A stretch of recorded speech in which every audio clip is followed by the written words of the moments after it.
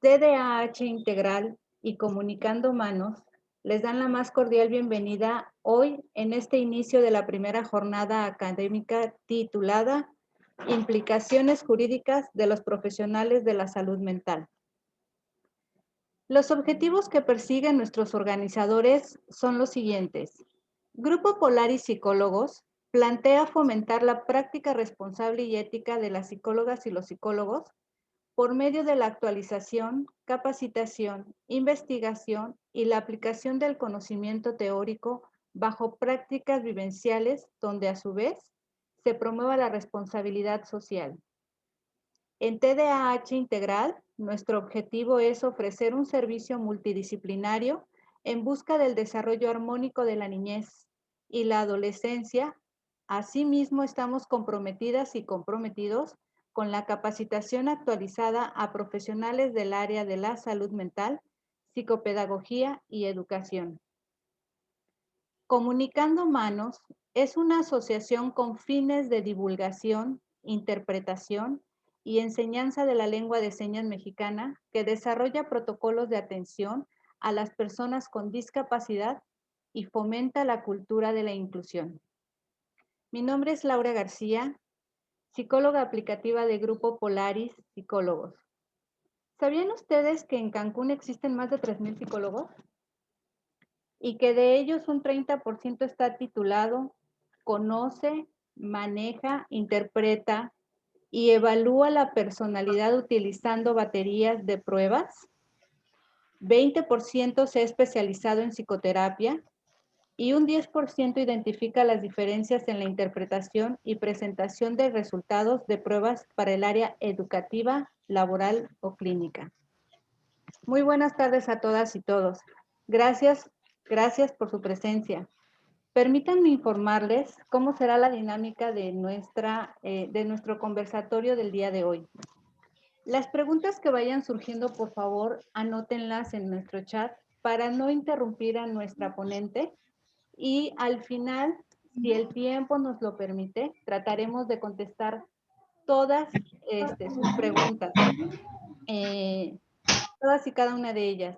En esta ocasión nos acompañan nuestras estimadas signantes Nayeli Rodríguez y Verónica Baena de Comunicando Manos. También el día de hoy nos honra con su presencia la licenciada Lisbeth Lugo Hernández, abogada feminista de la Asociación Siempre Unidas. Conozcamos un poco de su trayectoria. Sí, me permitiré leer su semblanza para no omitir nada y cometer errores, si ustedes me lo permiten. La licenciada Lisbeth Lugo Hernández es egresada de la licenciatura en Derecho por la Universidad Nacional Autónoma de México. Miembro de la Escuela para Promotores de los Derechos Humanos en el Centro de Derechos Humanos Fray Francisco de Vitoria en la generación 2005. Defensora especialista en los derechos humanos de las mujeres y grupos en vulneración, así como defensora de los económicos, sociales, culturales y ambientales, con preparación en mecanismos de protección internacional de derechos humanos y estrategias de litigio, acreditada por la Universidad Iberoamericana. Ha sido coordinadora del área jurídica del Centro de Derechos Humanos Ceferino Ladrillero en el Estado de México, realizando litigio en el sistema penal acusatorio de juicios orales, enfocándose en la defensa del debido proceso y garantías judiciales en caso de presos por situaciones políticas, así como en la promoción, defensa y litigio estratégico de derechos económicos, sociales, culturales y ambientales. Integrante del área jurídica dentro de la Comisión de la Verdad para la Investigación de las Violaciones a los Derechos Humanos del Pueblo de Oaxaca. Coordinadora del área de defensa del Centro Mexicano de Derecho Ambiental, Oficina Sureste, donde realizó litigio verde, litigando en el caso Tajamar y trabajando la defensa del territorio en el Caribe. Ha participado en la publicación de diversos informes sobre la situación de personas defensoras de derechos humanos, análisis de tipos penales que vulneran los derechos humanos, así como de violencia de género, principalmente de violencia feminicida. Difunde, promociona y capacita en la defensa de los derechos humanos, participando en diversos paneles y conferencias. Ha sido asesora jurídica de diversas víctimas del delito y de violaciones a los derechos humanos, principalmente de las mujeres, acompañando a víctimas de feminicidio, entre otros casos de violencia de género. Actualmente es presidenta de la Asociación Civil Siempre Unidas, donde a través del trabajo colectivo logran adentrarse al litigio estratégico de mujeres víctimas que sufren violencia en Quintana Roo. Trabajo con el cual logra representar con el nombramiento como titular de la Fiscalía Especializada de Delitos contra la Mujer y por Razones de Género, de la Fiscalía General del Estado, durante el año 2019 y mediados de 2020, puesto que decide abandonar tras la violencia política en su contra. Colabora junto con la Asociación Civil Siempre Unidas en la Red Feminista Quintanarroense. Así también realiza trabajo de capacitación, programas de prevención de violencia de género, política pública para erradicarla y análisis de violencia feminicida como consultora independiente. Agradecemos su presencia para abrir este evento, licenciada Lugo. Una vez más, sea usted bienvenida. Es un placer contar con su valioso apoyo.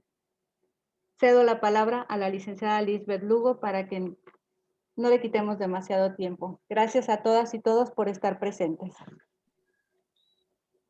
Muchísimas gracias a todas y todos los que están aquí presentes. Muchísimas gracias por la invitación a este inicio de tan prestigiosas e interesantes, importantes conferencias. Voy a presentar una ponencia en el sentido sobre todo de aportaciones que se pueden tener en el ámbito jurídico legal en relación a las y los profesionales de la salud mental. Esto es un análisis a partir de mi experiencia personal en los diversos ámbitos de acompañamiento que he realizado, tanto a través de la sociedad civil como ha sido con el anterior nombramiento que tuve el gusto de ejecutar. Pues sin más, una vez explicada la dinámica, iniciaremos con la presentación, por favor.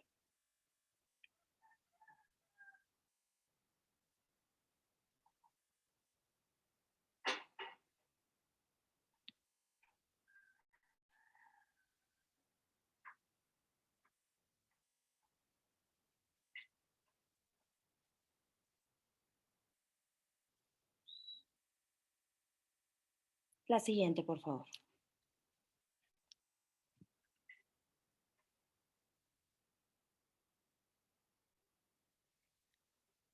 Muy bien, vamos a iniciar tratando de dar una pequeña contextualización respecto al tema de violencia familiar y de género. ¿Cómo es que este delito configurado en el Código Penal como violencia familiar, pero que también lo encontramos en la Ley de Acceso a una Vida Libre de Violencias, tanto a nivel general, es decir, federal como estatal, logra tenerse una necesidad prioritaria de atacar y adoptar medidas para de algún modo minimizar, proteger la integridad física y emocional de las víctimas? Dentro de esta situación que se vive como violencia familiar y o de género, en este sentido tenemos los grupos en vulneración. Nosotras siempre referimos que somos grupos en vulneración, no somos grupos vulnerables, toda vez que no es de iniciativa propia el estar conformada con un grado de vulneración, sino que es todo un sistema, es toda una dinámica psicosocial, institucional y demás, que nos genera y nos coloca como grupos en vulnerabilidad. En este sentido, algunos de estos grupos que pueden ser víctimas constantes en delitos de violencia familiar y o de género, pues están en mayor rango mujeres, la comunidad no binaria y de la diversidad sexogenérica, niños, niñas, adolescentes, mujeres y hombres, adultos y adultas mayores y las personas con discapacidad. Es en este sentido que ante esta situación y tomando porcentajes dentro de la comunidad, pues tenemos en realidad un problema de índole social, ¿no? Que se ha convertido en un problema de salud pública, evidentemente, al ser un atentado sistematizado y estructural a los derechos humanos de las personas.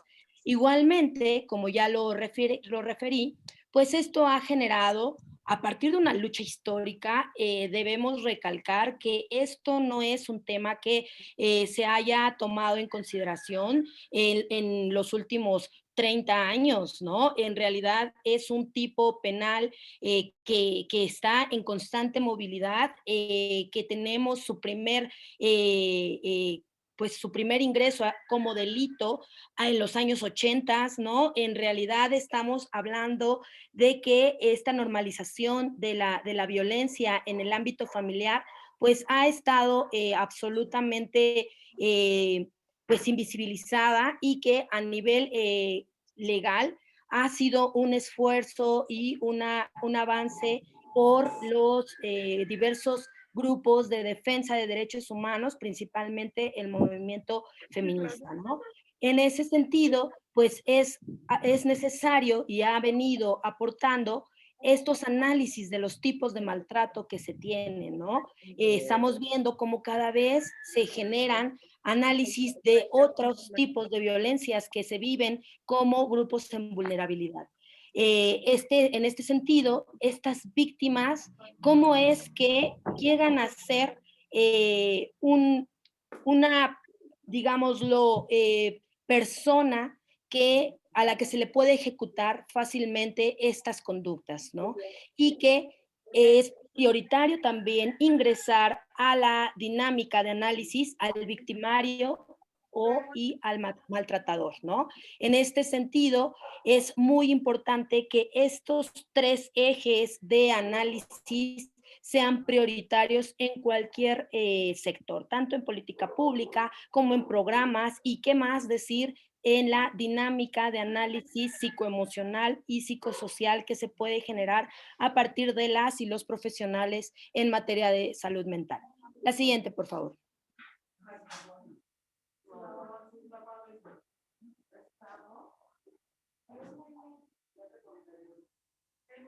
Una vez que hemos consolidado una estructura de la violencia de género, ¿cómo es que la vivimos todos y todas estos grupos en vulnerabilidad?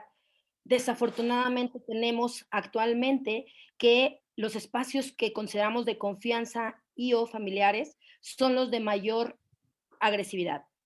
Máxime que con el confinamiento de la pandemia, pues se ha, pues de algún modo detonado una dinámica mucho más violenta, ¿no? ¿Qué estamos hablando de espacios de confianza? Estos espacios donde cualquier niño, niña, mujer, persona de la tercera edad, persona con alguna discapacidad, debería estar a salvo, ¿no? Estamos hablando ya no solamente del centro familiar, que muchas veces es la vivienda. Nosotras, desde los diversos feminismos, hemos hecho un análisis de cómo la institución familiar está siendo uno de los esquemas de mayor agresividad hacia las y los integrantes, ¿no? En este caso, por ser una dinámica de poder y de jerarquía, pues tenemos como mayor vulnerabilidad a niños, niñas y evidentemente a mujeres, ¿no? Y estos espacios de confianza se trasladan también no solamente a la vivienda, ¿no?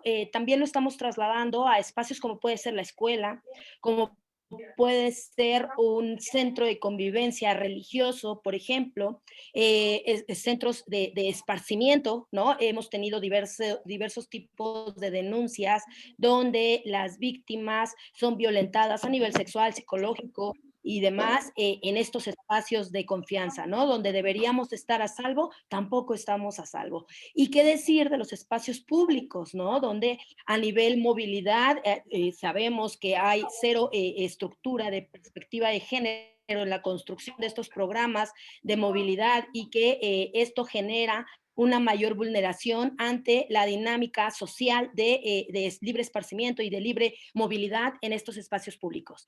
Y esto también se ha trasladado a una violencia institucional, a una violencia estructural, donde tenemos autoridades e instituciones que carecen de sensibilidad, de empatía, de perspectiva de género, que revictimizan a las víctimas una vez que acuden a estos espacios de denuncia. Entonces, estamos ante una situación extrema para atacar y contraatacar y erradicar en su momento a la violencia de género, ¿no? Y actualmente estamos identificando este otro espacio donde existe también otras formas de violencia, que es el espacio digital.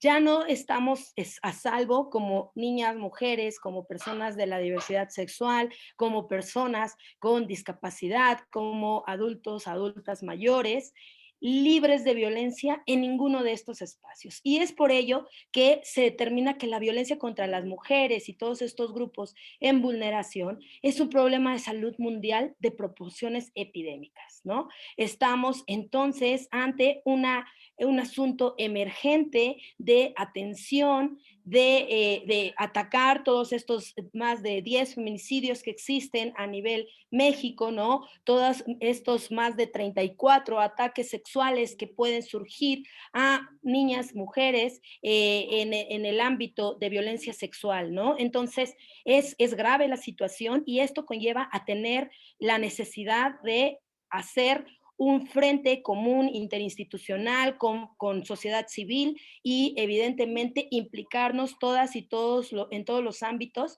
las diversas personas que pudiéramos estar implícitas en su erradicación. La siguiente, por favor.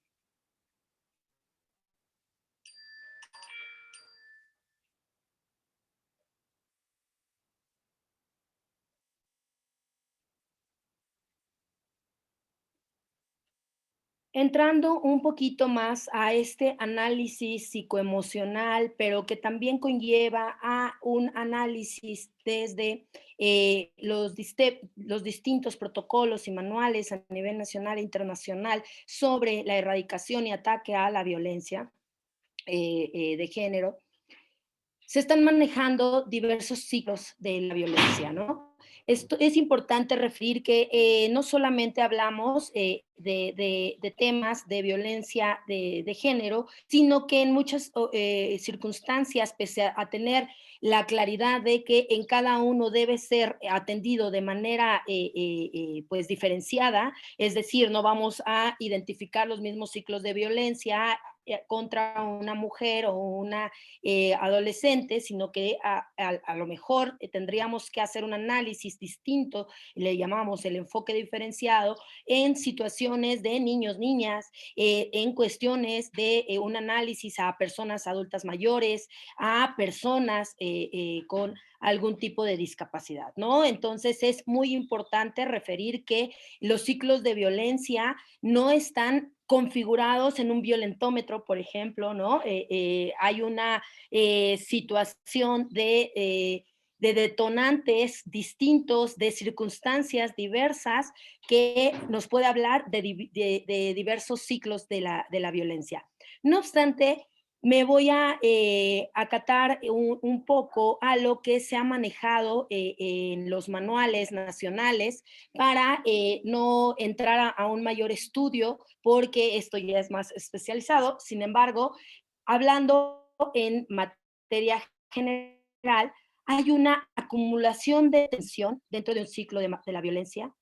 También se maneja que posterior a esta acumulación de tensión hay una tensión creciente que nosotras en muchas ocasiones lo llamamos como la progresividad de la violencia. Sin embargo, vuelvo a referir que no es precisamente el A, B y C de la violencia, ¿no? Podemos pasar y hemos tenido testimonios de víctimas donde nunca pasaron por el 1, 2 y 3 del violentómetro, sino que una violencia extrema se puede dar, y sobre todo en espacios públicos, de manera extrema en un primer momento, ¿no? Entonces, en realidad estos ciclos de violencia pueden y deben ser analizados desde el mismo contexto del caso en concreto, ¿no? Después conlleva esta explosión violenta o fase de agresión aguda, que es donde principalmente referimos la violencia potencialmente feminicida o violencia feminicida o en su caso refiriéndonos a otros grupos en vulnerabilidad, homicida o de ataque o atentados hacia la vida y la integridad física de las personas, ¿no? Y también vemos esta constante reconciliación o luna de miel que se puede llegar a dar en estos ámbitos, principalmente en la violencia de género, pero que también se dan en el ámbito de niñas y niños que son víctimas de violencia.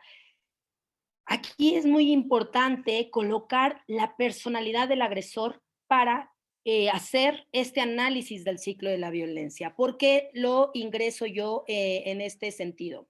Porque ustedes, como conocedoras y expertas en el tema, sabrán que tenemos incursionados en la sociedad diversas personas con psicopatías narcisistas y dentro de estos narcisismos y psicopatías puede haberlos encubiertos, integrados, perversos, ¿no? Entonces, por eso es tan primordial el análisis del el agresor, ¿no? Porque el tener estos casos donde hay una personalidad psicópata o narcisista conlleva a un grado de manipulación, a un grado de sometimiento y control de las circunstancias que pueden tener diversos efectos a la víctima, ¿no? Muchas veces hemos llegado a escuchar esas interpretaciones de por qué no se va de este ciclo de violencia, por qué no abandona a su agresor. Y bueno, el análisis de las personalidades psicópatas y narcisistas es muy importante para saber cómo se maneja todo este grado de afectación, principalmente la toma de decisiones para las víctimas. ¿Qué más decir de personas que tienen una tercer vulnerabilidad, como pueden ser niñas y niños, o en este caso, personas con discapacidades o adultas mayores, ¿no? Que evidentemente la codependencia, que la dependencia económica o la dependencia al círculo familiar o de integridad hacia un centro pues lo que llamaríamos familia y el vínculo consanguíneo conlleva a una mayor vulnerabilidad, ¿no? Y por eso es tan importante en materia de salud mental determinar las consecuencias del maltrato de la víctima, ¿no?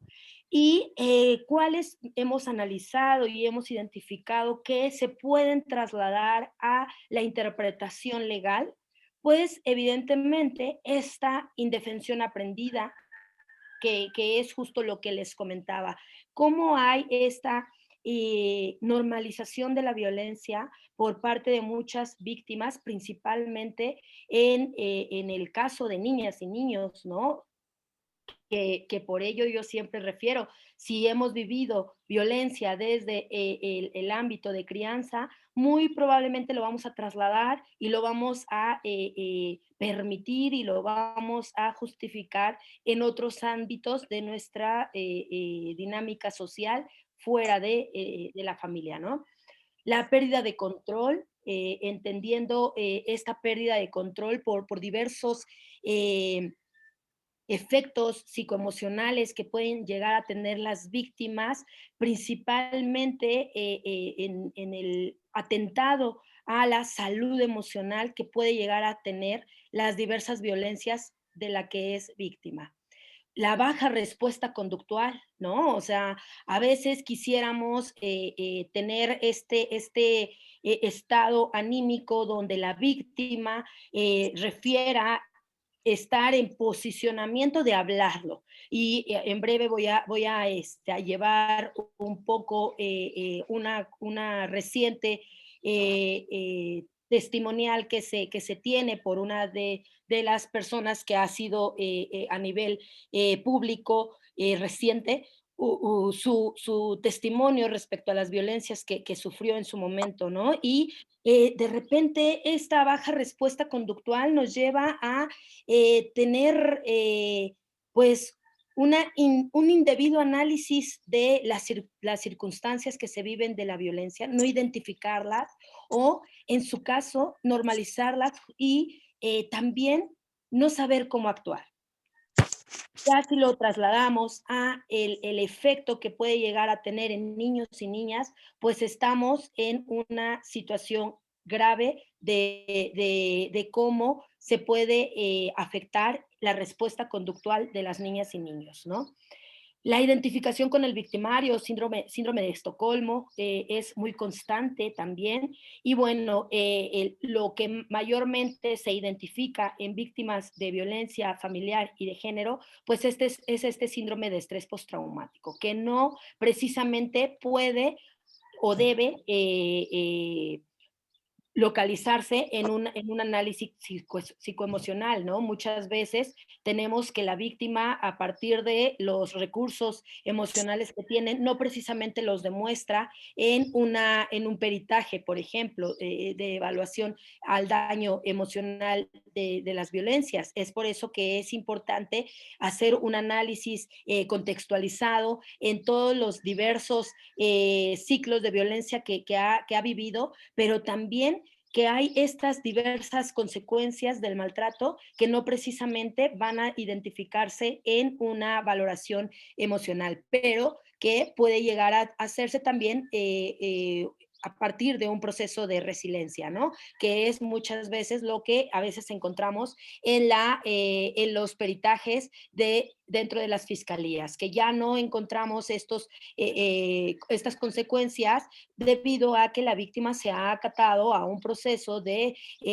terapia y que muchas veces el grado de resiliencia a partir de las redes de apoyo y demás, pues ya no tenemos identificado.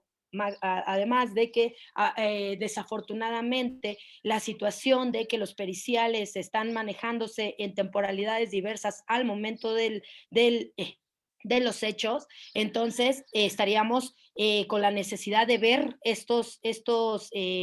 estas consecuencias como análisis específico del momento al grado de la crisis que pueda llegar a presentar la víctima, ¿no? La siguiente, por favor.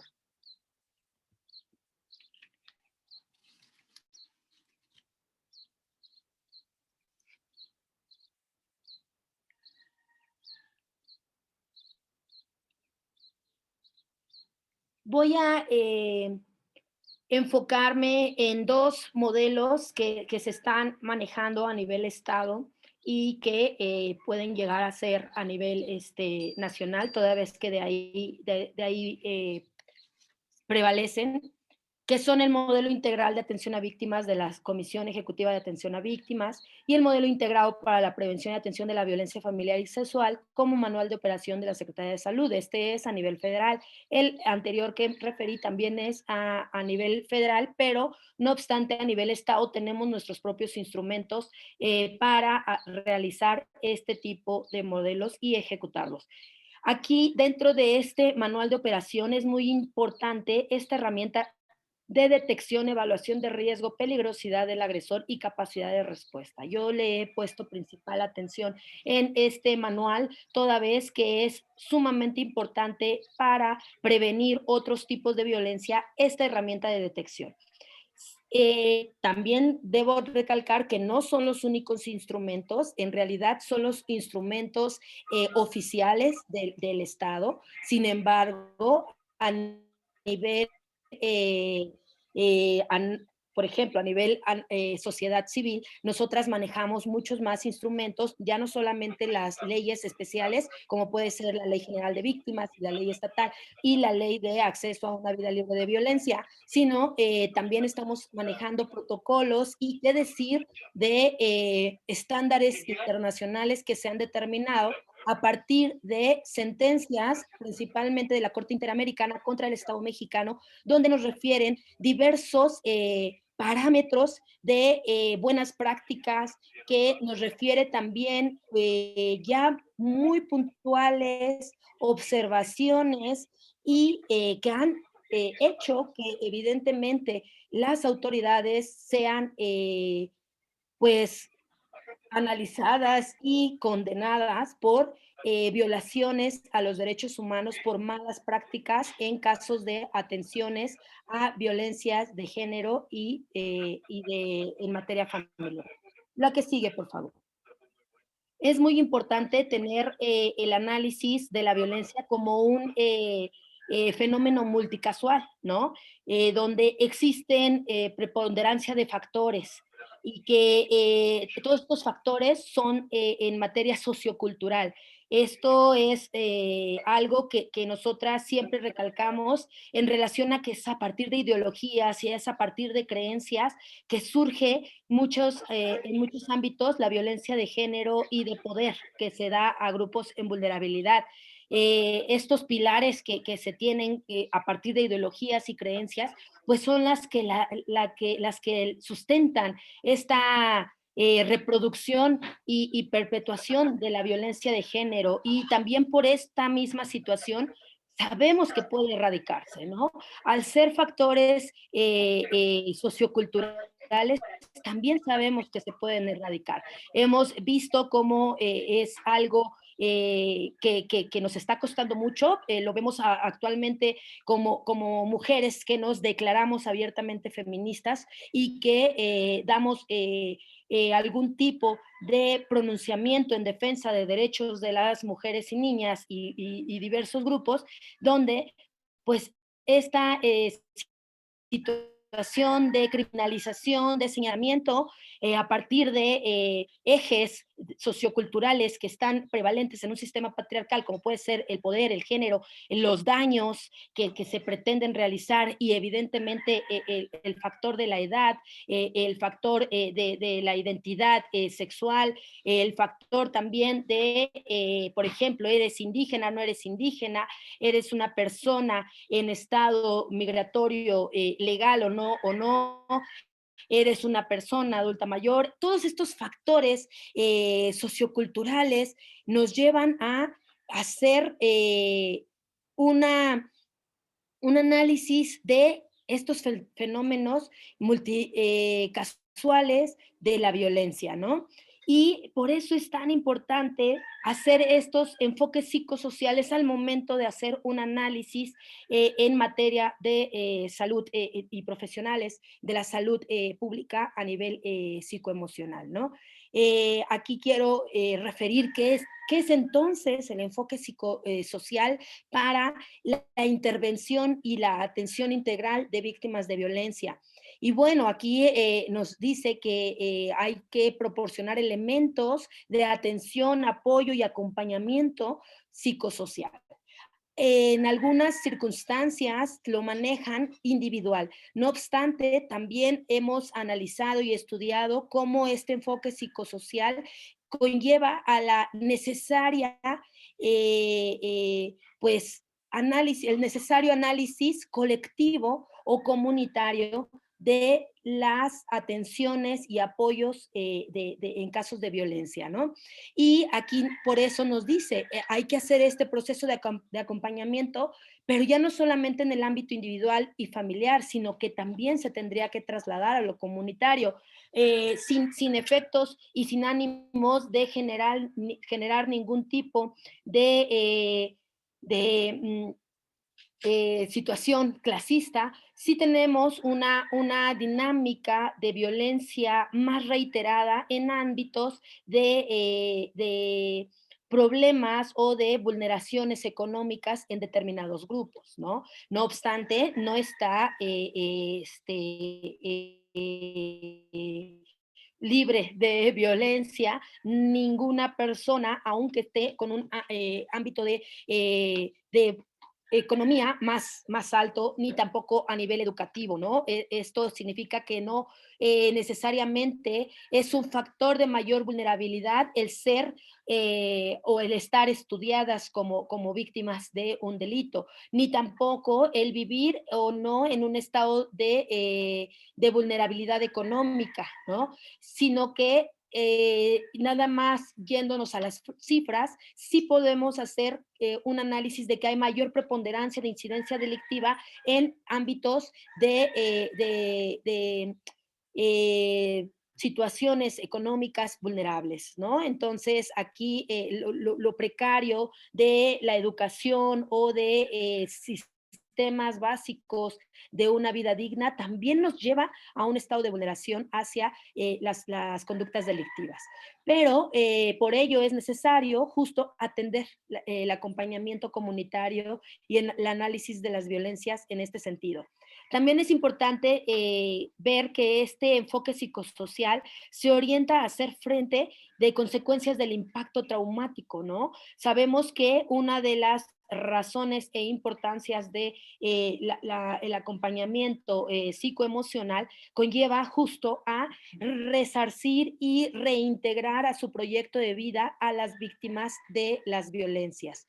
Y también este enfoque psicosocial promueve el apoyo y bienestar emocional que también se traslada a lo social. Es evidente que estando en estos espacios que yo les refería de confianza y de vivienda por razón de familia, pues es prioritario que se traslade un análisis de bienestar emocional hacia la sociedad una vez logrado al interior de estos espacios de confianza, ¿no? Y yo también agrego el espacio digital. Desafortunadamente, como mujeres, como niñas, niños, estamos siendo igualmente vulneradas en los espacios digitales para no tener este bienestar emocional. Ya no somos libres de compartir imágenes personales cuando otro tipo de violencias nos amenazan en hacer uso de estas mismas imágenes, ¿no? Entonces, son estos diversos espacios y son estas diversas atenciones que tenemos que empujar para consolidar un enfoque psicosocial, ¿no? También se estimula el desarrollo de capacidades, ya no solamente a nivel individual, también consideramos y los efectos del enfoque psicosocial a nivel comunitario lo hemos visto principalmente y mucho trabajo han hecho en Colombia respecto a cómo el desarrollar capacidades a nivel individual, pero también a nivel comunitario, ha hecho que exista un estado de satisfacción y un estado de acceso a la justicia para víctimas de violencia de género y de otras violencias. También se entiende el contexto de la víctima para brindar respuestas institucionales, ¿no? ¿Qué necesidades se tienen a nivel víctima para que como autoridades logren tener programas que logren tener un eje transversal de atención integral a estas víctimas de violencia, ¿no? Y las consideraciones de las circunstancias que ayudan o impiden la recuperación de las víctimas también es muy importante, ¿no? Aquí es necesario referir algo que quizá voy a adelantarme un poco, que lo vamos a ver un poco al final, pero cómo es necesario esta recuperación de las víctimas a partir de la atención o el apoyo comunitario e institucional que se yo llegue a tener. Porque esto no solamente nos lleva a una recuperación de las víctimas, sino que también nos genera una evaluación del riesgo y ya no solamente una evaluación del riesgo, sino una confrontación o una forma de enfrentar estas violencias a nivel que ayuden y que se generen estas verdaderas redes de apoyo hacia las víctimas. En este sentido, voy a iniciar con uno de los videos, si me permiten, por favor, a quienes me están apoyando en la presentación, serían los primeros 2 minutos, si me ayudan en eso.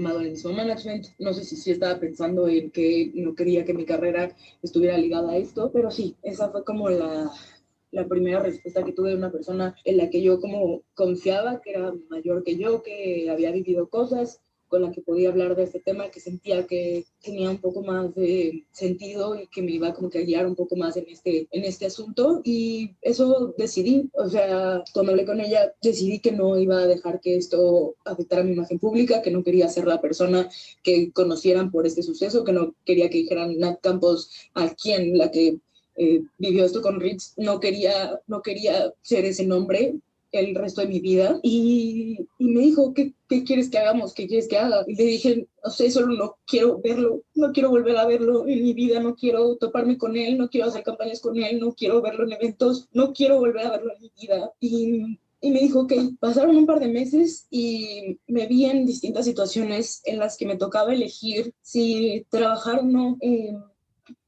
Punto, porque no iba a haber una excepción por esta situación para contratar o no a Rix. Rix en ese momento también tenía muchos más seguidores que yo, ganaba mucho más que yo, y salían campañas en las que nos buscaban en común y literalmente me las presentaban así, me las presentaban como de que está esta campaña, está Rix, ¿quieres o no quieres estar? Empecé diciendo no quiero estar, empecé rechazando cosas, y esta misma persona que sabía de esto de mi management empezó a hablar conmigo como de no puedes rechazar cosas de trabajo, no puedes afectarte tú, no puedes no estar ganando dinero, no estar avanzando en esto por él, como que no le estás haciendo nada a él, solo te estás afectando tú. Y entonces fue cuando empecé a analizar mis opciones, como que mis verdaderas opciones. Hablé con las personas de mi management sobre esto. Mis amigos definitivamente no estaban viendo esta situación como lo que yo sentía que era lo que era.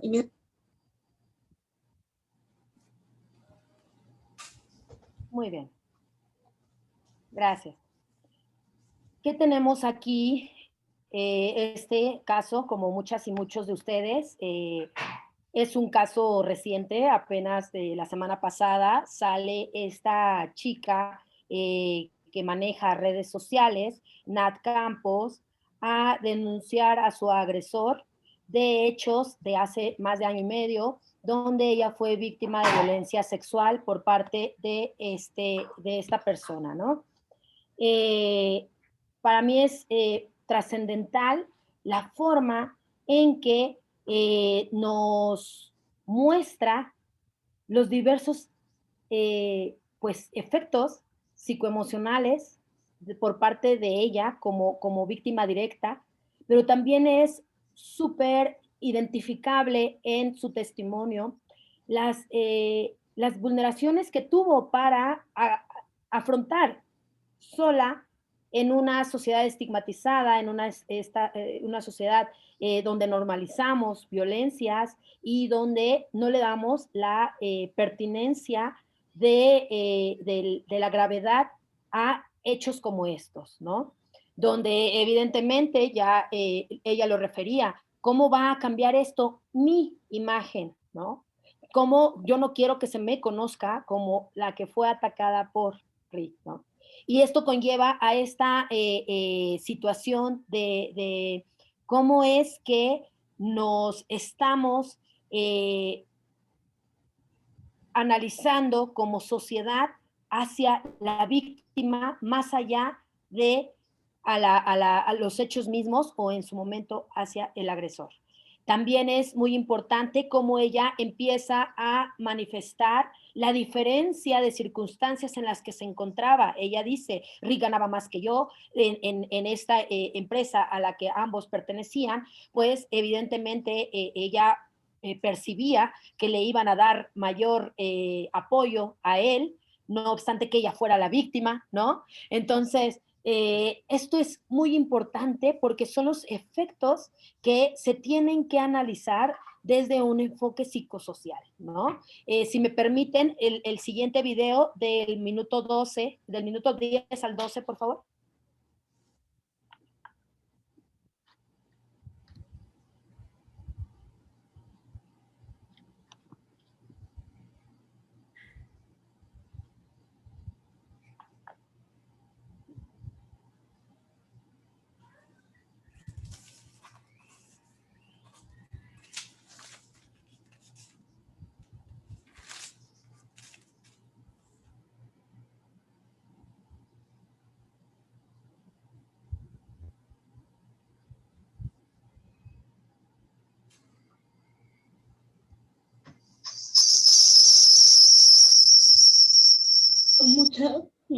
pena decirle a mi familia, me daba mucha pena decirle a mi hermano, me daba mucha pena decirle a mis papás y me daba mucha pena decirle a mis abuelos. Es algo que me hacía sentir muy, muy débil, muy, no sé, siempre he sido una persona muy independiente, muy, no sé, desde chiquita he hecho mis cosas, me sé cuidar sola, he sido independiente desde hace muchos años en muchos aspectos de mi vida. No sé, me considero una persona muy fuerte en muchas cosas y esto no me hacía sentir fuerte, me hacía sentir muy débil y no quería que me vieran así, no quería que mis papás me vieran así, no quería que mis hermanitos me vieran así. Cuando hablé de esto con mi management, una persona me dijo como, Luz, está de la chingada y sé que está de la chingada. Me platicó una experiencia similar que vivió y me dio a entender que así era la vida, que era muy cliché y que se sentía muy estúpido de decir incluso y de vivir y que ella entendía, pero que pues que me iba a tocar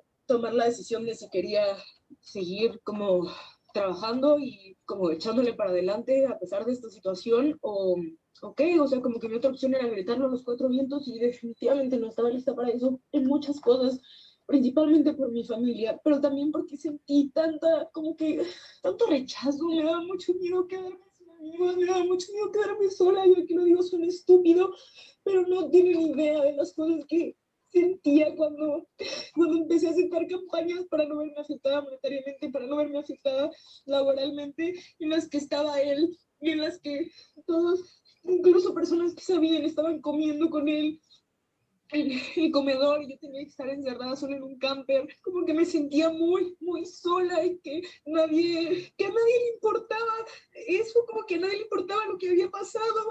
Ay, perdón. Ok, aquí en este testimonio, Nat nos comparte mucho de su experiencia, ¿no? Cómo es que la vivió a nivel personal, desde sentirse culpable hasta sentirse, pues, desconfigurada de su autorreconocimiento como persona, ¿no? ¿A qué me refiero? Ella misma lo plantea. Yo antes era muy fuerte, he sido muy independiente, he estado pues saliendo a flote de muchas circunstancias y hay una preponderancia de su persona, sin embargo, se ve rebasada ya no solamente por el evento traumático de la agresión, sino que también estamos percibiendo cómo nos maneja su enfrentamiento a la colectividad, ¿no? Donde le rechazan cualquier tipo de apoyo, le niegan, más allá de rechazárselo, le niegan este apoyo refiriéndole que es normal, refiriéndole que pues no hay otra circunstancia, pero también algo muy importante, ella nos dice cómo continúa siendo un, una afectación y un daño emocional el simple hecho de platicar este testimonio, ¿no? Y también nos dice la necesidad de un acompañamiento que ya no solamente es por su red de apoyo cercana, sino que aquí es donde muchas veces encontramos que llegan las víctimas hacia la atención psicológica para el acompañamiento, ¿no? Y por eso es que estos modelos de atención integral ante estas circunstancias es que han diseñado una forma de atención. Si continuamos con la presentación, por favor.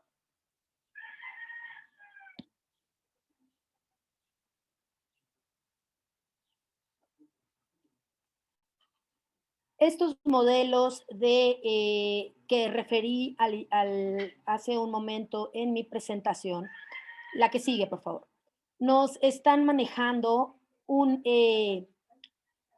diseño de operatividad para la atención de lo que le llaman la usuaria.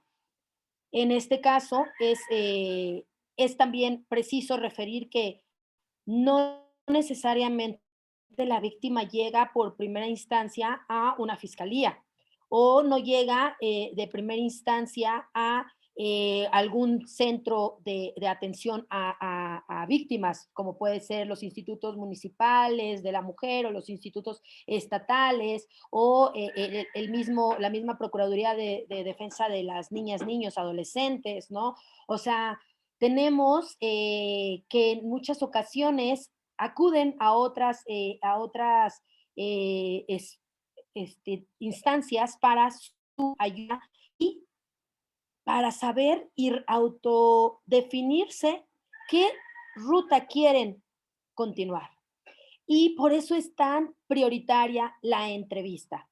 La entrevista es muy importante cuando llegan a la psicóloga o el psicólogo para su atención, porque el mismo modelo nos marca que a partir de la entrevista nos van a hacer el inicio de una historia clínica con instrumentos de evaluación algorítmico de magnitud, donde vamos a tener este análisis de una estrategia de atención, donde evidentemente el profesional, la profesional de la salud va a hacer la selección del protocolo de atención para posteriormente realizar el encuadre, los acuerdos y compromisos para el tratamiento, ¿no?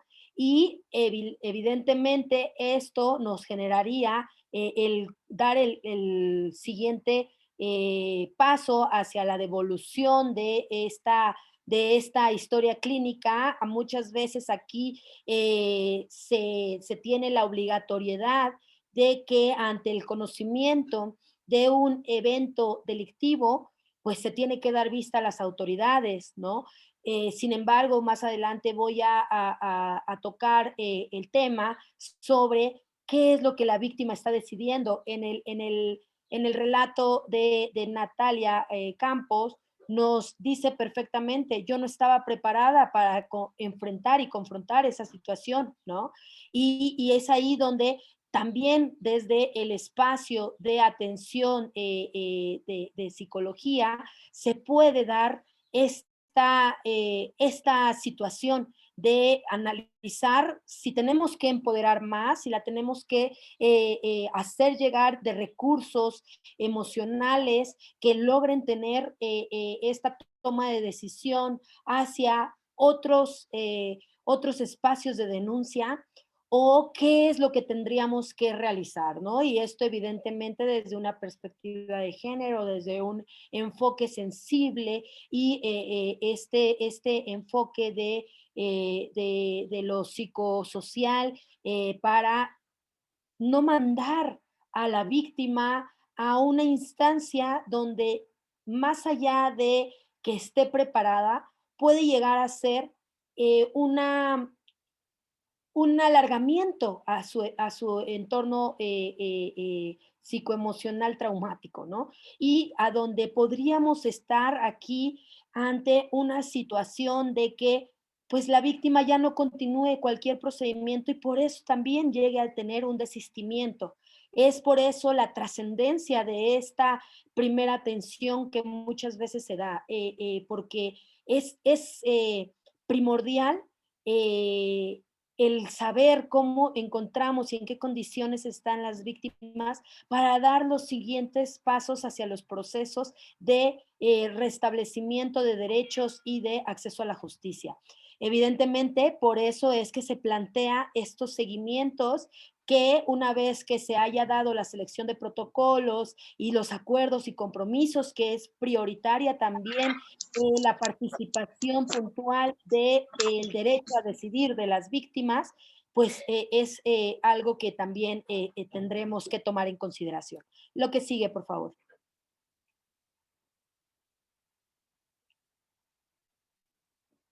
Y aquí es donde entramos a mis aportaciones como pues abogada, pero también como acompañante de diversas víctimas.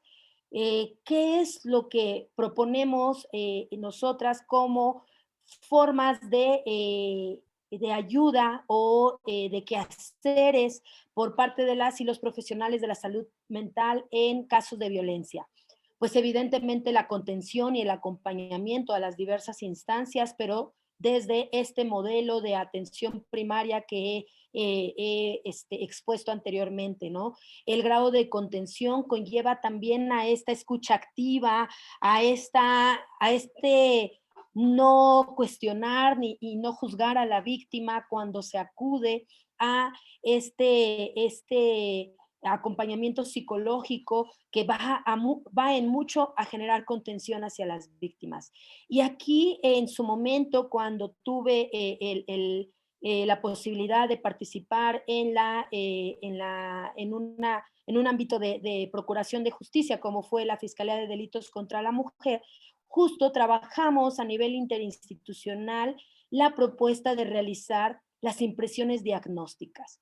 ¿Y por qué es tan importante y relevante hacer esta impresión diagnóstica? Como yo les comenté en un inicio y a las personas que conozcan los procesos legales para el tema de una denuncia ante la Fiscalía, pues desafortunadamente por cuestiones de recurso humano, de un tema de sobrecarga de trabajo, los peritajes de evaluación psicológica los están llevando hasta un año después de que se decide la víctima iniciar el proceso de denuncia, ¿no? Esto conlleva que estén demasiado desfasadas las temporalidades entre el momento del evento traumático o en su momento el empoderamiento de la víctima para denunciar a su agresor y en su caso, el momento de evaluación psicológica a nivel pericial dentro de la fiscalía. Entonces, estas impresiones diagnósticas nos permiten aportarle a la autoridad un primer momento de las circunstancias en las que se encontraba la víctima al momento de que llega a solicitar el acompañamiento y la ayuda, y que podemos referir ahí cómo o qué se tuvo que hacer para contenerla, porque el estado de crisis en la que se encuentre, la ruptura psicoemocional que se pueda llegar a tener, pues es diversa, y que esto nos lleva a aportarle un dato de prueba a la fiscalía para que a partir de esta impresión diagnóstica pueda referir como las y los profesionales de la salud mental que la emitieron un pequeño aporte hacia el momento de los hechos, ¿no? Que las circunstancias de tiempo, modo, lugar son prioritarias para la y el Ministerio Público que vaya a llevar el caso. No obstante, es algo que consideramos y lo trabajamos en su momento mucho con instancias gubernamentales, como puede ser el Instituto Quintanarroense de la Mujer. Sin embargo, también es un análisis y esta apertura que pudiera llegar a tener la Fiscalía de que también profesionales de la salud a nivel privado donde llegue a estar la víctima puedan generar esta impresión diagnóstica. Es un tema que se ha colocado en la mesa, que ahora como Red Feminista le hemos estado dando seguimiento en las mesas de trabajo que tenemos con autoridades, toda vez que hay 3 pruebas trascendentales en el tema de acreditación del delito de violencia familiar.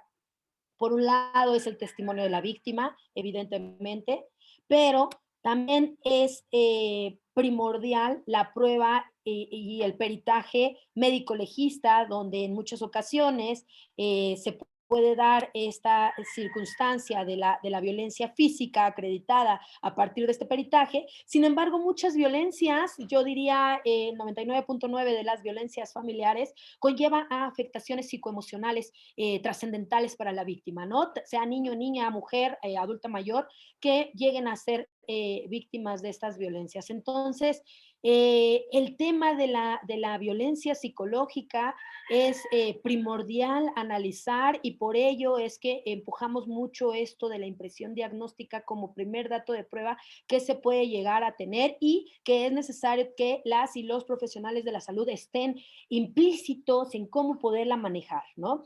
Los modelos que ya mencioné serían una herramienta muy, muy útil para saber cómo ir encaminando esta impresión diagnóstica.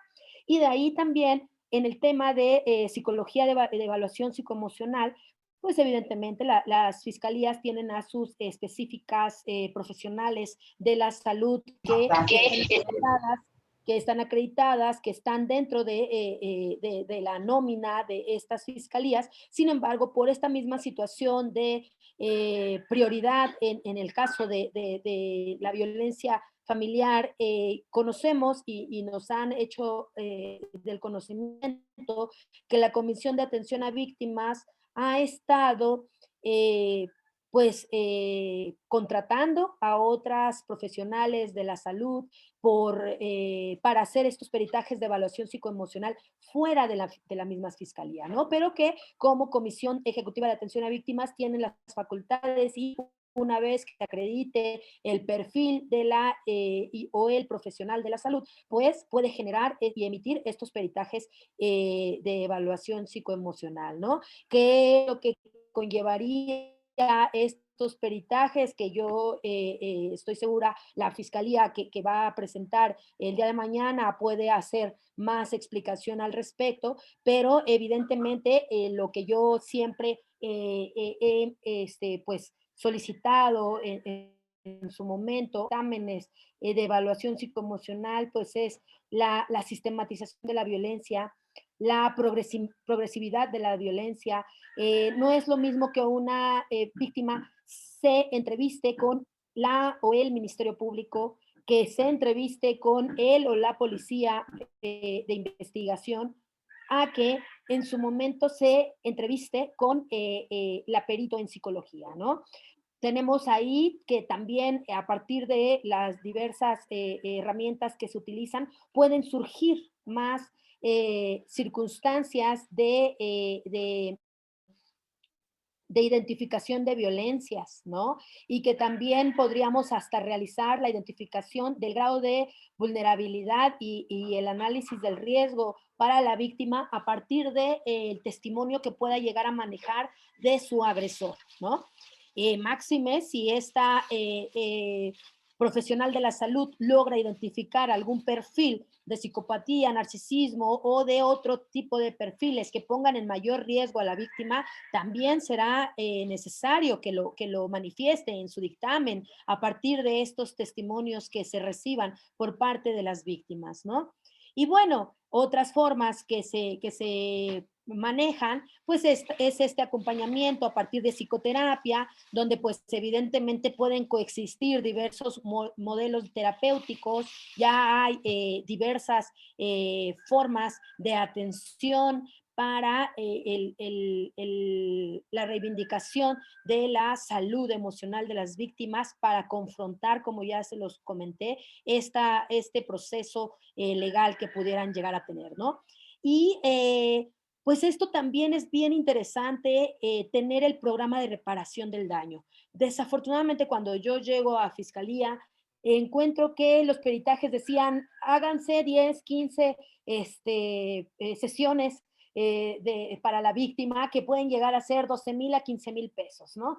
Y es algo de lo que yo platicaba mucho con el área pericial, ¿no? ¿Cómo podemos determinar que en 10 o 12 sesiones la víctima ya esté reivindicada? O sea, el testimonio que acabamos de ver en el caso de Nat, que además estamos hablando de una persona que puede llegar a tener esta capacidad tanto económica como el recurso comunitario de afrontar a partir de terapias psicológicas su evento traumático, pero ¿qué sucede con las que no lo han tenido, no? Y cómo es que en un peritaje podemos determinar que a partir de 12 o 15 sesiones la víctima ya está apta para reivindicarse en su proyecto de vida y que ya su salud emocional ha llegado a estar pues otra vez resignificada y redignificada, ¿no?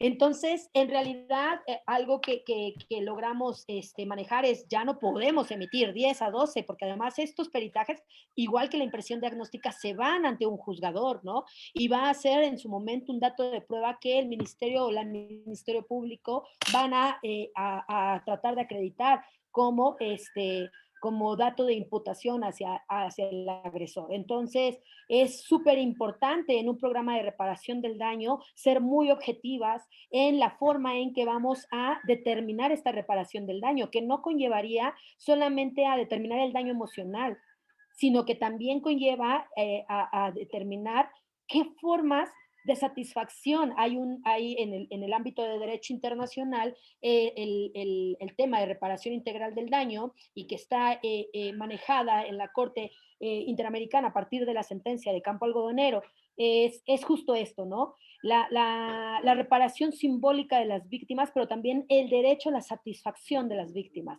Encontramos que muchas veces los agresores niegan los hechos y que, por ejemplo, en algún momento vi que en un peritaje de evaluación psicoemocional se determinaba que la víctima no sufría daño psicológico, ¿no? Cuando ella en su denuncia reiteraba las diversas conductas en su contra que le habían hecho, no solamente a nivel físico, también psicoemocional, ¿no?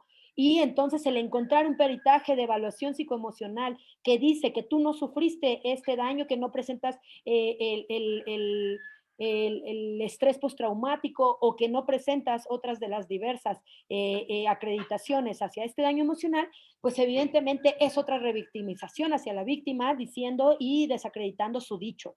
Y ante esa situación es evidente que la víctima, en lugar de considerar que hay una reparación del daño, está siendo revictimizada y va a generarse una violencia institucional de por medio, ¿no? Y que también conllevaría a esta necesidad de que no se le está dando acceso a la justicia y que evidentemente no hay ningún tipo de reparación del daño hacia su persona, ¿no? Entonces es muy importante también en el ámbito de la psicoterapia privada, llegar a tener en procesos legales esta propuesta, puede llegar a tener este pericial de evaluación psicoemocional, donde estoy esperando, ojalá ya estén manejando estos programas de reparación del daño, pero si no se maneja esta reparación del daño y tú eres una profesionista que está acompañando a una víctima de violencia, pues ¿por qué no hacer a partir del conocimiento pleno de qué es la reparación del daño,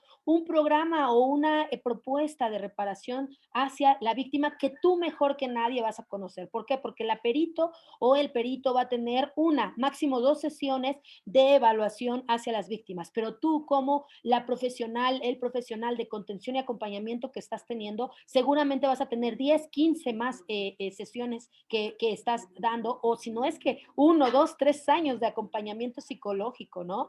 Porque muchas víctimas, dependiendo también las personalidades, los recursos a los que tenga, va a lograr la resiliencia y evidentemente la reivindicación de su proyecto de vida hacia una salud emocional mucho más sana, ¿no? Entonces es importante este tema, yo lo estoy colocando como formas en donde pueden incursionar ustedes como profesionales de la salud y esta es lo que yo identifico como formas de incidir, ¿no?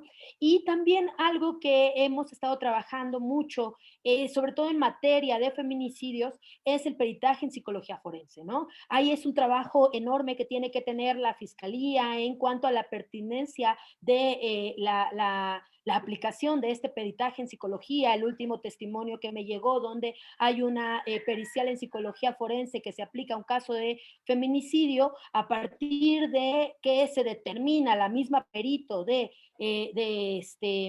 la fiscalía que la víctima directa del feminicidio se encuentra en una personalidad de narcisismo y bla, bla, bla, y esto a la víctima indirecta, que es su mamá, evidentemente le revictimizó absolutamente. ¿Por qué? Porque el peritaje en psicología forense, una, conlleva la especialización de la materia, ¿no? Tienes que saber qué es la psicología forense, cómo se maneja la psicología forense, el Ministerio Público que lo solicite tiene que saber si es necesario, en el caso concreto, aplicar este peritaje en psicología forense, y si es pertinente y te va a ayudar en tu caso o no te va a ayudar. Y aquí conlleva un análisis de fondo de qué es el feminicidio, cómo se maneja y cómo se investiga, acatar los protocolos de feminicidio para que tú solicites este peritaje en psicología forense y que logres tener el derecho a la verdad de los hechos y que no logres tú otra vez aún ya asesinada a la víctima directa, revictimizar a la víctima indirecta,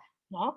Entonces, es súper interesante esta materia de psicología forense y es otra área de oportunidad para las y los profesionales de la salud mental, desde el profesionalismo, desde la sensibilidad, desde el compromiso de hacer un estudio profundo de esto, ¿no? Entonces, estos son los ámbitos de incidencia que pueden llegar a tener. Adelante, por favor.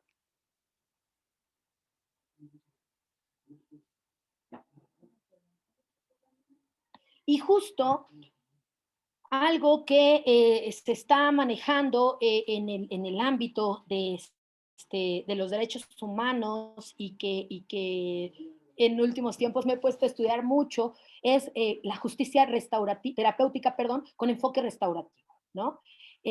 ¿Cómo es que los procesos legales pudieran llegar a ser justo esto, antiterapéutico? A lo mejor tú como profesional de la salud estás teniendo gran avance en la resiliencia de tu usuaria o la víctima que tú estás atendiendo, pero cómo los procesos legales, que justo hoy platicaba en otra mesa, cómo es la necesidad de que el sistema judicial se logre avanzar hacia las nuevas formas dinámicas de restablecimiento de derechos y la justicia terapéutica es un tema que está pues justo en la necesidad de llevarlo al sistema mexicano de justicia. No solamente estoy hablando del Estado de Quintana Roo, creo yo que es algo que se tiene que trabajar a nivel nacional, porque enfrentamos que estas víctimas que a nivel terapia individual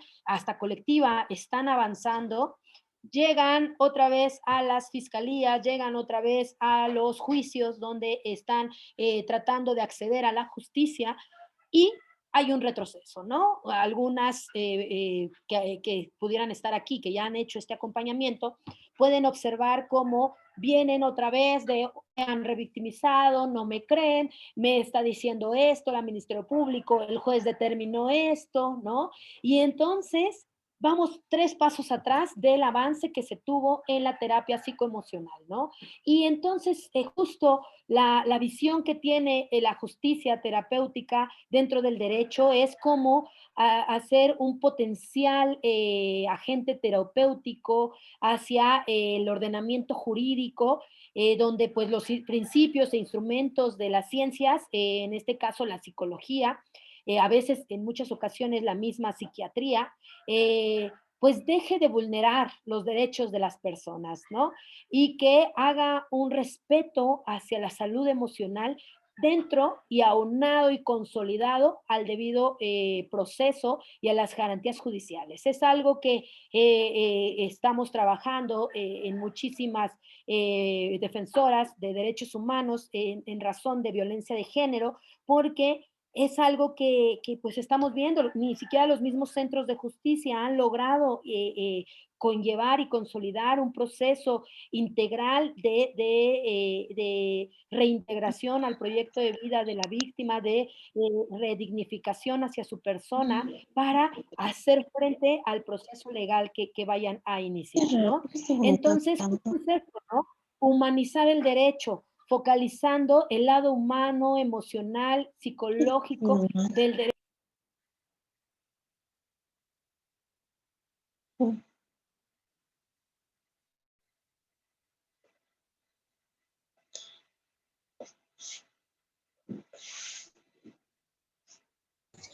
Licenciada Lugo, perdón, silenció su micrófono y dejamos de escucharla.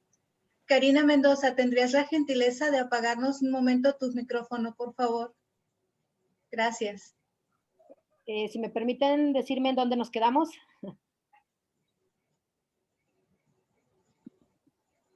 Bueno, yo creo que estaba en lo de justicia terapéutica y justo esta forma de humanizar el derecho, de integrar los efectos emocionales y psicológicos dentro de los procesos procesos legales van a verse directamente inmersos en el bienestar de las personas, ¿no? Víctimas del delito. Y justo este objetivo de la justicia terapéutica conlleva a preponderar por sobre todas las cosas la voluntad de las víctimas en su reparación del daño, ¿no? Las garantías básicas que debe mantener los procesos legales desde el momento de la primera atención es la seguridad física e integridad psicológica de las víctimas y evidentemente lograr tener el derecho a la verdad, pero también a la satisfacción de las víctimas. Algo que ha sido muy constante es esta reparación simbólica que les decía. A lo mejor víctimas de violencia feminicida ya no recuperan a la familia, a la mujer víctima de esta violencia, pero les logra tener un grado de satisfacción que haya una disculpa pública por parte de las fiscalías que han vulnerado y violentado sus derechos sistemáticamente o les ha dado un grado de recuperación psicoemocional en relación a la reparación simbólica, colocando el nombre de la calle, de la víctima en una calle, por ejemplo. O sea, hay diversas formas de satisfacción a la víctima, pero estoy segura que una vez que se logre el derecho a la verdad y saber quiénes fueron sus agresores o el agresor, saber cómo fueron las circunstancias en las que fue asesinada, conocer cómo es en realidad estos procesos de violencia que se ejecutan hacia las víctimas y reconocer su testimonio como una verdad dentro del proceso legal genera un grado de satisfacción y por ende de justicia. Y evidentemente el sistema judicial debe contribuir a mejorar la salud mental y la calidad de la víctima para el bienestar emocional. Quiero, por favor, si me ayudan a dar los últimos 24 a 28 minutos del testimonio de Nat Campos, por favor.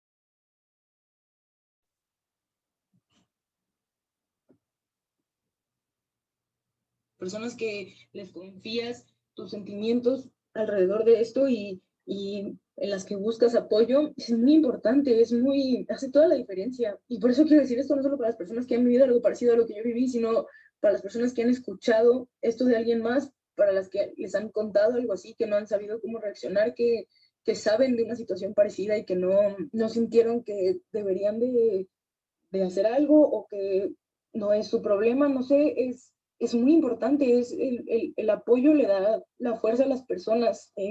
Después de eso, volví a tener una junta con las personas de mi management para decirles que no iba a asistir a la cena de Navidad de la empresa, sobre todo porque acababan de anunciar en el grupo de WhatsApp que Rix iba a ser como el conductor oficial de la cena de Navidad cuando nosotros hacemos cena de Navidad.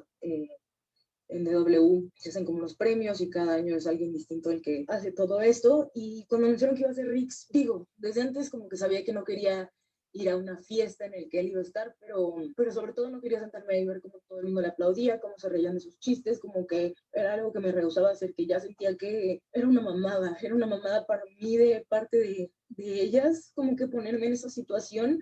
Y les dije que no quería ir, y tuvimos una junta larga donde primero trataron de convencerme y después me prometieron otra vez que iban a hablar con él de esto, que iban a tener una junta con él y otra vez no pasó y otra vez estuve en situaciones en las que me tocaba elegir a mí si trabajar o no trabajar porque Rix estaba involucrado, incluso en cosas como las fotos oficiales de todo el management, como todos vamos a estar, pero viene Rix, ¿vas a querer estar en las fotos o no? No. Ok, entonces no estaba como que en las fotos oficiales. Y empecé a avanzar con este proceso porque voy a terapia desde hace muchos años. Empecé como que a trabajarlo ya con una perspectiva como de enojo mayor, sentí que lo de mi mamá fue como algo como que me movió mucho, me hizo como que ya no querer tolerar estas cosas, hasta que decidí presentar mi renuncia a DW, como que salirme oficialmente de mi management. Sentía que si no les importaba yo como persona, definitivamente no quería estar ahí. Cada vez sonaba más en redes sociales ese tipo de situaciones y veía casos de personas importantes que por menos habían bajado de puestos grandes y yo no entendía por qué nadie hacía nada, no entendía por qué no les parecía importante, no entendía por qué no les parecía grave, no sé. Platiqué con un par de personas antes de presentar mi renuncia como para ver la logística de toda esta situación. Senté que era un tema como que tenía que hacer formalmente, checar mi contrato, como que hacer este tipo de cosas y también escuchar a personas profesionales hablar de cómo manejarían ese tipo de situaciones en sus ámbitos de trabajo, pues me hizo darme cuenta mucho de que esta situación era algo que estuvo mal manejado y fui a otra junta, presenté mi renuncia oficial y como que por primera vez me escucharon y lo primero que me dijeron fue, ok, corremos a Rix. Me pareció algo tan choqueante, como, no sé, como que si era tan tranquilo para ustedes este tema, como que por qué llevo los últimos años, año y medio, tratando de yo acomodarme a esta situación, si era tan fácil, no sé. El caso es que les dije que igual, aunque corrieran a Rix, me iba a ir yo, que sentía que era algo que tenía que hacer y les pedí que me dieran tiempo para acomodar mis cosas, para saber cómo me iba a manejar en ese asunto, para cuadrar mis cosas alrededor de esto y que ya le iba a anunciar a los demás que me salía de DW. Estuve en el grupo de WhatsApp cuando sacaron a Rix. Mi manager me escribió un mensaje acerca de lo arrepentida que estaba de no haber hecho esto antes y que si no quería regresar estaba bien, pero que igual sentía que tenía que sacar a Rix. Y empecé a ver las cosas pasar, empecé a sentir como los primeros diálogos de verdad con alguien que sabía de esto desde hace mucho tiempo y que ahora como que entendía cómo me había sentido, como que sabía lo que se tenía que hacer, como que, bueno, los primeros pasos de lo que se tenía que hacer. Igual les dije que no quería regresar, pero me sentí muy bien de que me entendieran, de que tuviéramos esta plática, de saber que estaban haciendo esto por las razones correctas, que habían entendido por qué había tomado esa decisión, por qué me sentía como me sentía y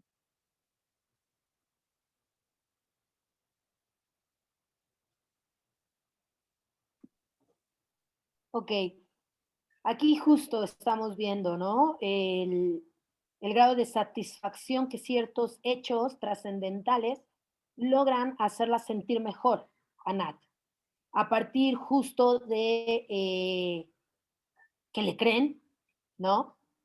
Justo de tomar cartas en el asunto, el hecho de cómo todas estas circunstancias que no se dio en tiempos atrás le generaron mayor afectación emocional, ¿no?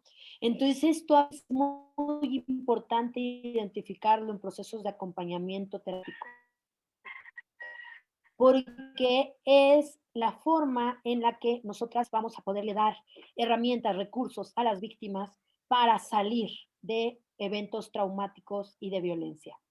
Me refieren que ya casi se acaba mi ponencia, me iría a la última eh, gráfica, por favor.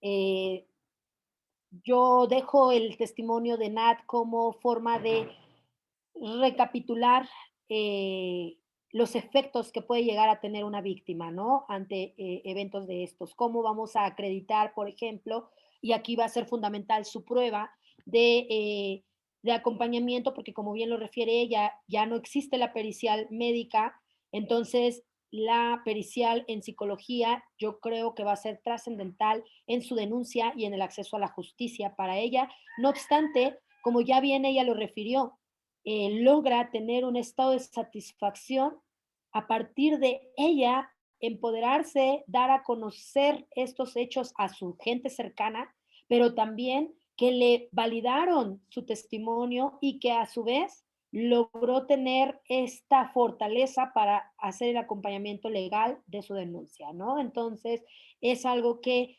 se puede evidenciar como proceso que constantemente vemos en las víctimas. Y bueno, hay muchos retos y necesidades para el reconocimiento al derecho a una vida libre de violencia y a nuestra dignidad como mujeres, niñas y personas en vulneración, ¿no?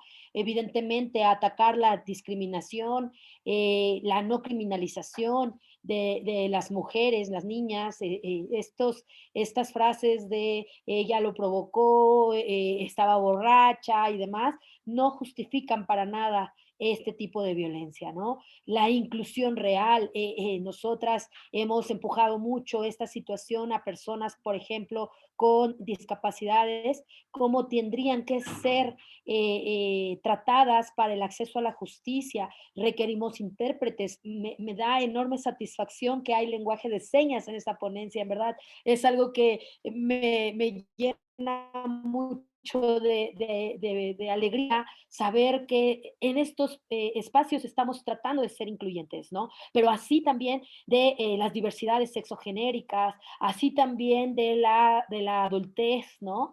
Entonces, es algo verdaderamente necesario y donde desafortunadamente la sociedad civil está rebasando las capacidades de las autoridades y por ello es la necesidad de estar permanentemente señalando y también aportando, no solamente como movimiento feminista, como defensoras de derechos humanos, estamos diciendo que no funciona, también estamos aportando, también estamos estudiando, también estamos haciendo propuestas para realizar este ejercicio pleno de una vida libre de violencia para las niñas, niños, mujeres, ¿no?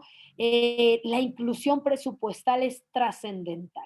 No podemos tener peritos, peritas suficientes en un sistema de justicias cuando no tenemos inclusión presupuestal. El análisis es alto en relación a esto, ¿no? ¿Cómo es posible que teniendo el segundo delito más denunciado a nivel Estado, tengamos nada más 8, 10 peritas atendiendo más de 2.000 denuncias por violencia familiar? Esto es lo que nos lleva a esta situación de que los peritajes se están generando 6, 8, 10 meses después del evento que están denunciando. Y esto es un desfase crucial para la justicia terapéutica, ¿no? Entonces, el empujar la inclusión presupuestal es más que indispensable. El no obstaculizar la toma de decisión individual y colectiva de las víctimas también es trascendental.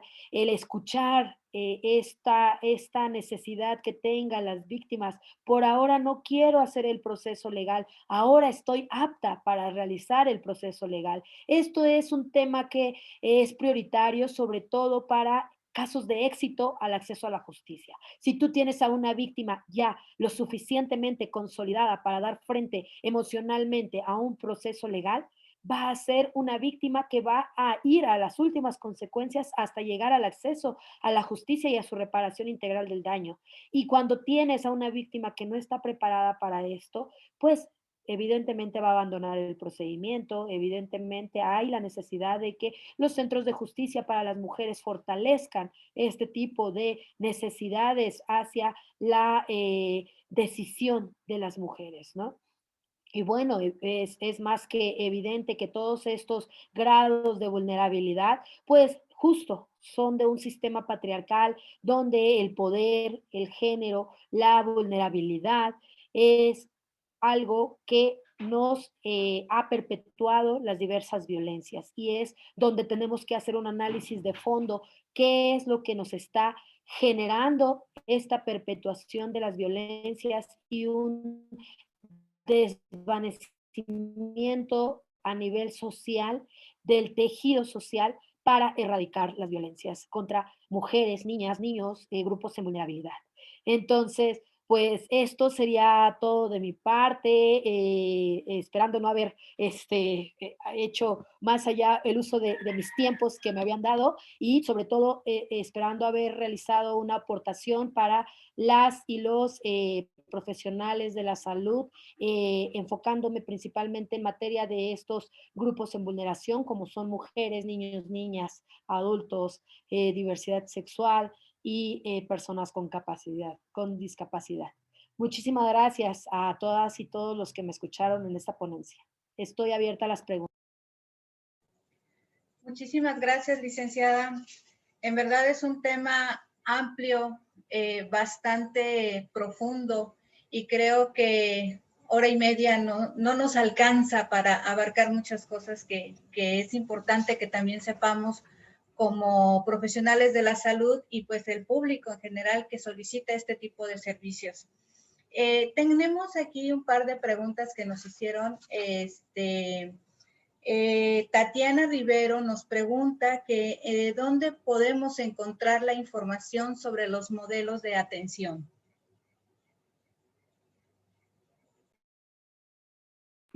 Sí, esta información la tenemos, lo podemos googlear. Estoy tratando de buscarlo para ponerlo aquí en el chat. Si me dan unos minutitos, es información que, como les referí, la Comisión de Atención a Víctimas en el Estado de Quintana Roo y también a nivel federal mantienen este modelo integral de atención a víctimas, pero también está el de la Secretaría de Seguridad, de Salud, perdón, en relación a el modelo operativo, ¿no? Entonces, estoy buscándolo para compartirlo con mucho gusto. Muchas gracias, licenciada. Y también Nino nos pregunta, ¿podríamos obtener más materiales sobre el tema de justicia terapéutica o algún texto recomendado? Creo que parte de la pregunta de Nino pues está ya con su respuesta en lo que usted nos de informar.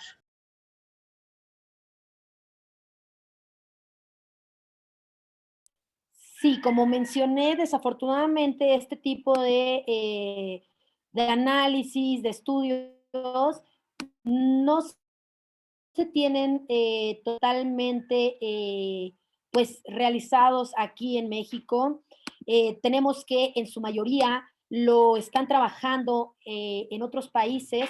Por ejemplo, en España, yo he hecho lectura de principalmente tesis al respecto, entonces es muy interesante, pues igual ahí googlear el tema de justicia terapéutica y estoy segura que va a ayudar a hacer otras propuestas, ¿no? Porque justo para eso se requiere el acompañamiento y el estudio profesional, ¿no? Para lograr tener esta propuesta para temáticas de salud pública como es la violencia familiar y de género. Entonces, definitivamente es algo que podríamos estar incidiendo y en este sentido, pues el tema de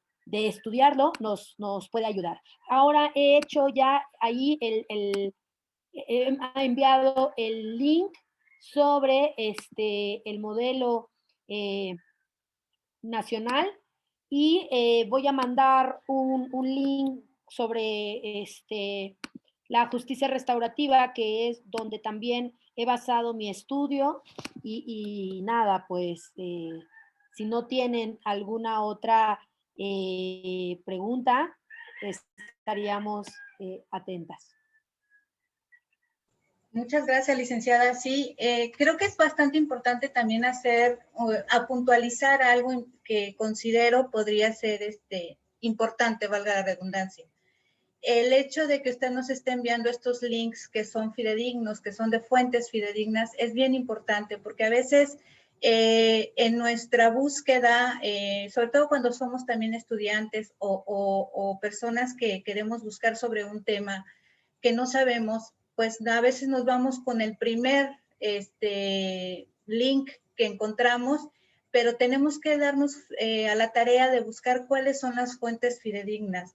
Eso es, creo que, una aportación que podría yo dar a las personas que se encuentran en este momento conectadas y pues en general, ¿no? Porque sí considero esa parte importante y qué bueno que ustedes, quien nos está proporcionando estos links, porque pues son fuentes que realmente son fidedignas. Dice Nina Domínguez que muy informativa la sesión, sería increíble tener más. Si me lo permite, contestarle a Nina. Nina, tenemos toda esta semana, que es nuestra semana de la primera jornada académica, que se llama Implicaciones Jurídicas de los Profesionales de la Salud Mental. Nos gustaría que el día de mañana también te conectaras, porque todos los días de aquí al viernes, de 5 a 7, vamos a tener este tipo de ponencias, y pues yo creo que también muchas de las cosas que pudieran ahorita haber saltado en dudas, podrían irse también respondiendo con nuestros demás ponentes. Tenemos ponentes de lujo, como la licenciada Lugo, que nos engalana esta tarde-noche con su presencia, y pues con toda esa experiencia, vasta experiencia que tiene, pues creo que nos ha dado una luz, y es como que el principio para que nosotros continuemos por este camino.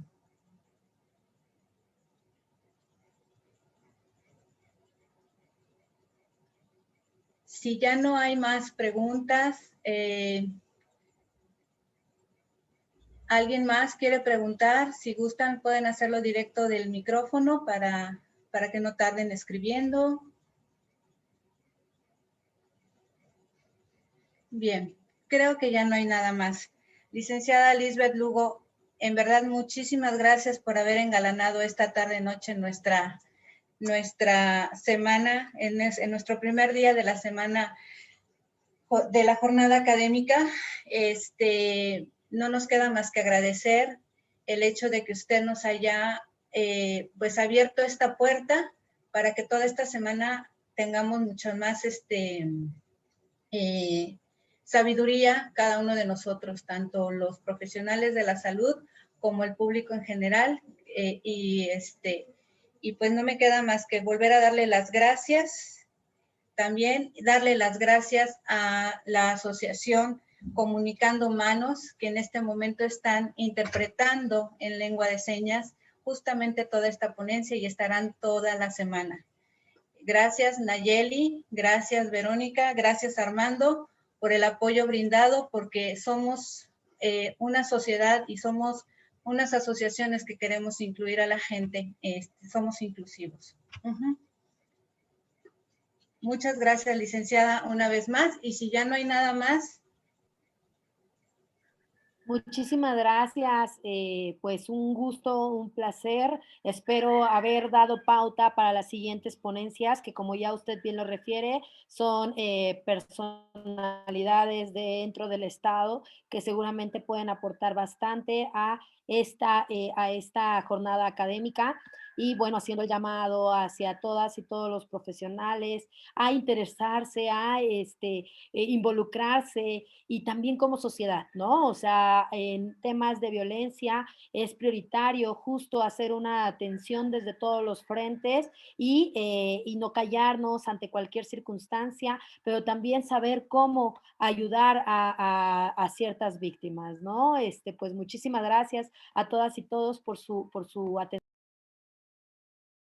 Muchísimas gracias. Gracias a todos una vez más. Les esperamos el día de mañana en punto de las 5 de la tarde en nuestro segundo día de esta primer semana de jornada académica titulada Implicaciones Jurídicas de los Profesionales de la Salud. Muchas gracias a todos por su atención.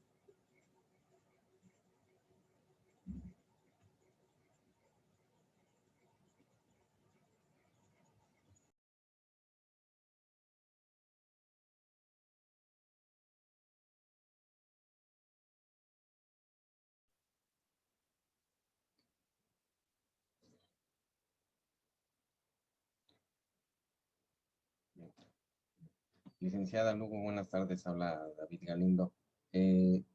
Muchísimas gracias por la ponencia, estuvo excelente, muchísima información que por momentos llega a ser choqueante, ¿no? Por el tema que se aborda, y bueno, agradecerle nuevamente, al igual que Laurita, pues la atención y la excelente ponencia que nos dio.